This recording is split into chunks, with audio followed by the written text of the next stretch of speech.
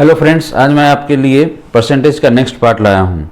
जो भी मेरे चैनल पे नए हैं, सबसे पहले मेरे चैनल को सब्सक्राइब कर लें, जिससे मैं जो भी वीडियो अपलोड करूँ उसका नोटिफिकेशन जल्द आप तक आसानी से पहुँच सके। तो चलिए फ्रेंड्स, अब हम लोग क्वेश्चन शुरू करते हैं। एक व्यक्ति 28,000 रुपया उधार लेता है। वह कुछ राशि 14% पर तथा शेष राशि 10% पर साधारण ब्याज पर उधार देता है। 2 वर्ष के बाद उसे 6,272 रुपया प्राप्त होते हैं। तो 10% पर दी गई राशि कितनी है? अब ध्यान से देखिएगा, एक व्यक्ति कितना रुपया उधार लेता है? 28,000। वह व्यक्ति जो है वो 28,000 रुपया उधार लेता है, ठीक है। वह कुछ राशि 14% पर और शेष राशि 10% पर साधारण ब्याज पर उधार देता है। तो मान लेते हैं ए राशि और बी राशि। तो ए राशि पर वो 14% जो है ब्याज देता है।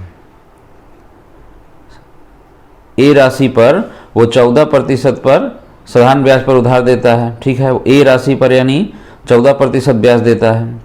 और बी राशि पर वो कितना ब्याज देता है? 10%। तो 10% को जो है हम लोग कैसे लिख सकते हैं? 10% को लिखना है, लेकिन डायरेक्ट नहीं लिखना है, 14% का यूज करके। तो हम ऐसे लिख सकते हैं कि 14% ब्याज पर उधार तो देता ही देता है, सिर्फ 4% कम पर उधार देता है, ठीक है। तो ए राशि का ब्याज भी 14%, बी राशि पर भी ब्याज 14%।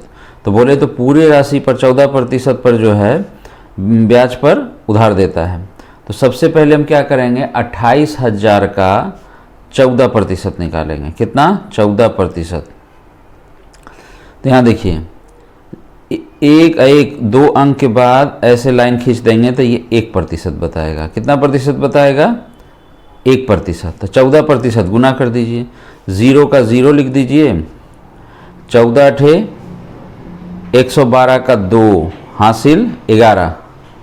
14 दूना 28 और 11, 28 से 29 है 10, 39, 3,920 रुपया।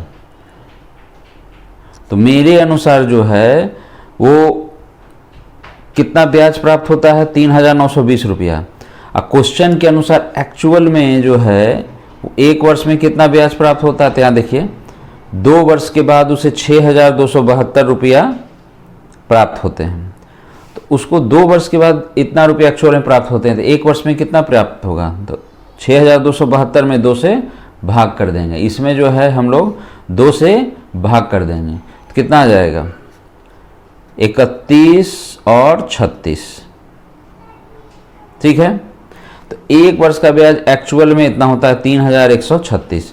मेरे अनुसार 1 वर्ष का ब्याज कितना होता है? 3,920, ठीक है। तो हमेशा एक्चुअल देखिए कि एक्चुअल कम है कि ज़्यादा। तो एक्चुअल वाला जो ब्याज है वो मेरे ब्याज से कम है, तो हम इसको माइनस करेंगे। अब डिफरेंस निकालेंगे।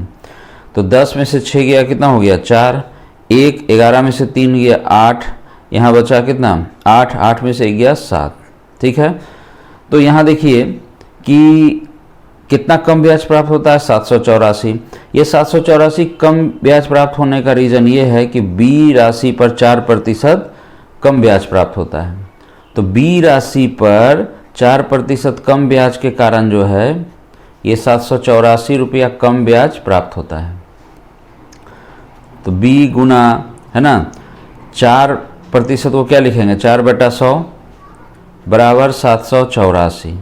अब बराबर की इस तरफ गुना में है तो ऊपर कटेगा, नीचे नीचे कटेगा। 4 से काटिए, 4 एकम 4, 3 और 8 38, 4 नमा 36, अब 2 और 4 24, 4 छक 24। यानी बी का जो राशि है वो कितना है? 100 से गुना कर देगा तो 19,600। अब ये बी कौन सी राशि है? बी है 14 में से 4 गया 10% वाला। तो हमसे पूछ रहा है तो 10% पर दी गई राशि कितनी है? तो 10% पर दी गई राशि यही है बी। अब बी का वैल्यू कितना हो गया? 19,600। वीडियो पसंद आ रहा है तो प्लीज़ चैनल को लाइक शेयर सब्सक्राइब करना ना भूलें। नेक्स्ट क्वेश्चन देखिए, एक व्यक्ति 20,000 रुपया उधार लेता है। वह कुछ राशि 12% पर और बाकी राशि 8% पर साधारण ब्याज पर उधार देता है। 2 वर्ष के बाद उसे कुल इतना रुपया ब्याज प्राप्त होते हैं। तो 8% पर उधार दी गई राशि ज्ञात कीजिए। ध्यान से देखिएगा, एक व्यक्ति कितना रुपया उधार लेता है? 20,000 रुपया वो उधार लेता है, ठीक है। तो यहाँ मान लेते हैं ए भाग, यहाँ मान लेते हैं बी भाग। बोलता है कुछ राशि 12% पर और बाकी राशि 8% पर साधारण ब्याज पर उधार देता है। तो मानते हैं ए राशि पर जो है वो कितना दिया, 12% साधारण ब्याज पर उधार देता है। ए पर 12% साधारण ब्याज पर उधार देता है। अब बी पर कितना देता है, 8%। यहाँ 8% लिखेंगे, लेकिन इस 12% का यूज करते हुए लिखना है। तो 12% यानी बोल सकते हैं कि बी राशि पर जो है 12% साधारण ब्याज पर उधार तो देता ही है। कितना कम देता है, तो सिर्फ 4% कम साधारण ब्याज पर उधार देता है। तो 12 में से 4 गया, कितना होता है, 8%। सही है। अब यहाँ ध्यान देखिए, ए पर भी 12% साधारण ब्याज प्राप्त होता है, अब बी राशि पर भी 12% साधारण ब्याज प्राप्त होता है। तो बोल सकते हैं कि पूरी राशि पर 12% साधारण ब्याज प्राप्त होता है। तो 20,000 का 12% पहले निकालेंगे। 20,000 का 12%। अब ध्यान से देखिए, एक 2 अंक के बाद ऐसे लाइन खींच देंगे तो ये पूरा 1% बताता है। 1% का वैल्यू 200, तो 12% का वैल्यू कितना होगा, 12 दूना 24 पर 00।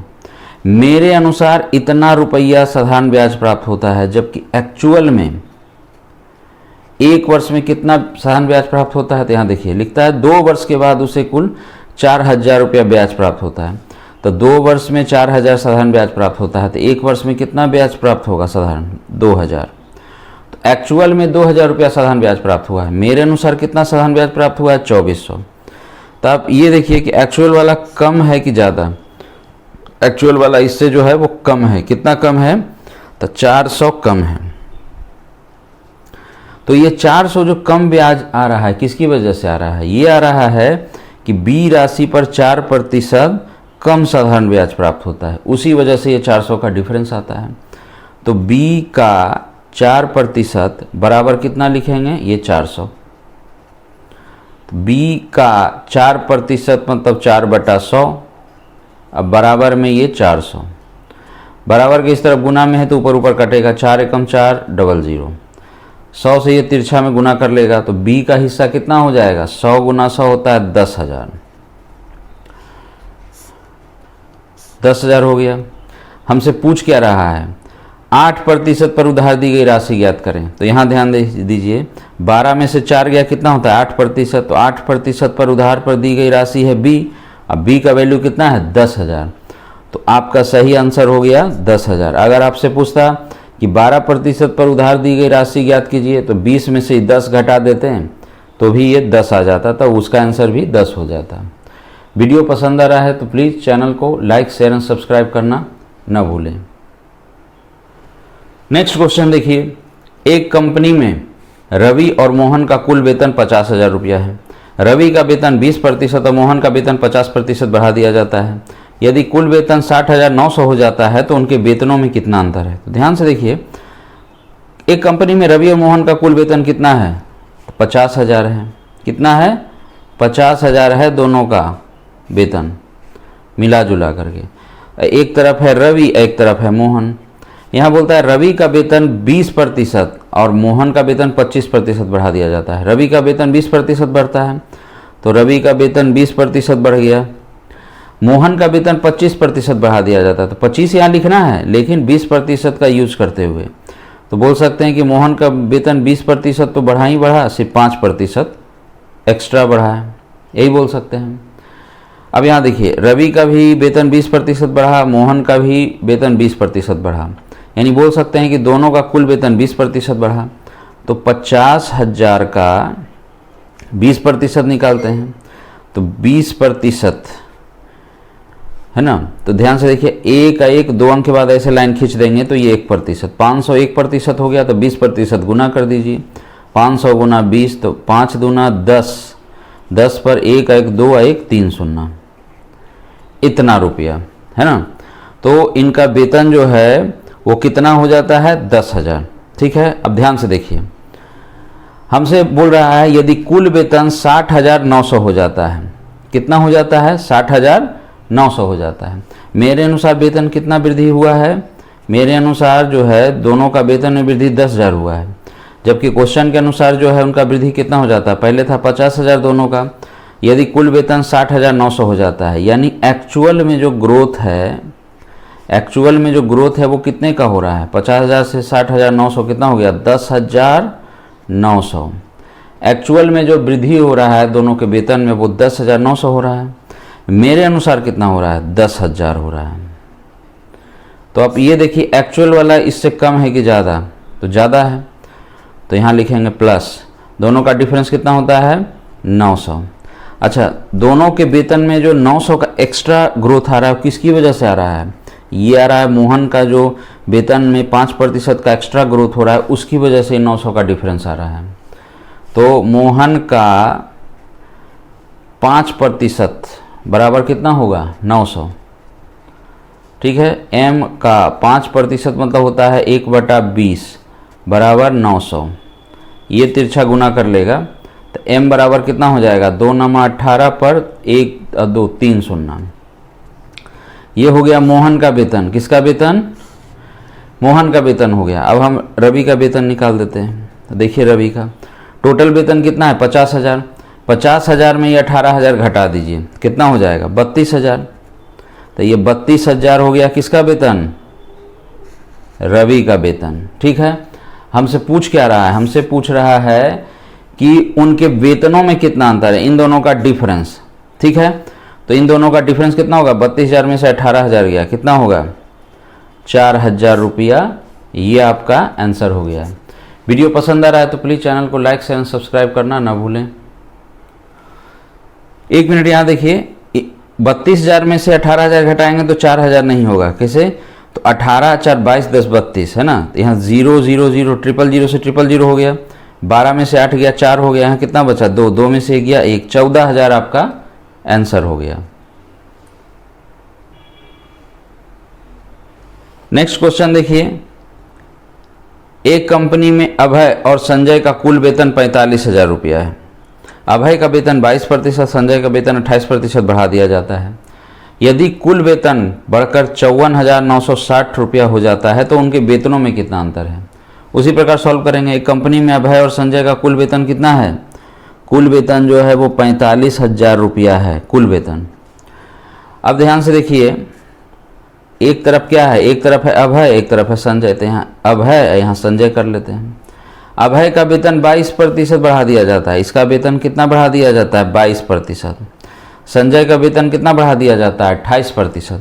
तो यहाँ 28% लिखेंगे, लेकिन 22% का यूज करते हुए, तो बोलते हैं, इसको बोल सकते हैं कि संजय का वेतन 22% तो बढ़ा ही है, सिर्फ 6% एक्स्ट्रा बढ़ा है। ठीक है, अब यहाँ देखिए, अभय का वेतन भी 22% बढ़ा, संजय का वेतन भी 22% बढ़ा, यानी बोल सकते हैं कि दोनों का कुल वेतन जो है वो 22% से बढ़ा। तो चलिए हम 45,000 का 22% निकालते हैं। ठीक है, अब ध्यान से देखिएगा, 1 1 2 अंक के बाद ऐसे लाइन खींच देंगे तो ये जो है मेरा 1% बताएगा। 1% 450, तो 22% 450 गुना 22। ठीक है, तो 0 का 0 लिख दिए। अब यहाँ देखिए, 45 दूना 90 का 0 हासिल 9, 45 दूना 90 9 99। तो मेरे अनुसार जो ग्रोथ हुआ है ना, जो वेतन में वृद्धि हुआ है दोनों का कितना हुआ है, 9,900। जबकि क्वेश्चन के अनुसार एक्चुअल में ग्रोथ कितना का हुआ है, दोनों का कुल वेतन था 45,000, अब हो गया कितना, 54,960। तो 45 में 9 जोड़ेंगे तो हो जाएगा 54। 45 और 9 54 होता है, यानी 9,960। एक्चुअल में जो ग्रोथ हुआ है वो 9,960 रुपया का हुआ है। ठीक है, 54,960 में जब 45,000 माइनस करेंगे तब ग्रोथ पता लग जाएगा, 9,960 आएगा। मेरे अनुसार एक्चुअल ग्रोथ, मेरे अनुसार जो है ग्रोथ कितना हो रहा है, 9,900। तो हमेशा आप 9,900 कर दिए। मेरे आप जो है हमेशा एक्चुअल को देखा करिए कि एक्चुअल कम है कि ज़्यादा इससे। तो 9,960 है, ये 9,900 ही है, यानी ये ज़्यादा है, एक्चुअल वाला ज़्यादा है। डिफरेंस निकालिए, कितना होगा, 60। अच्छा ये बताइए, दोनों के वेतन में जो वृद्धि जो हो आ रहा है 60 रुपया, वो किसकी वजह से आ रहा है, ये आ रहा है कि ये संजय का वेतन जो 6% का एक्स्ट्रा ग्रोथ हुआ है संजय के वेतन में, उसकी वजह से ये 60 रुपये का डिफरेंस आ रहा है। तो संजय का 6% बराबर कितना हो जाएगा, ये 60।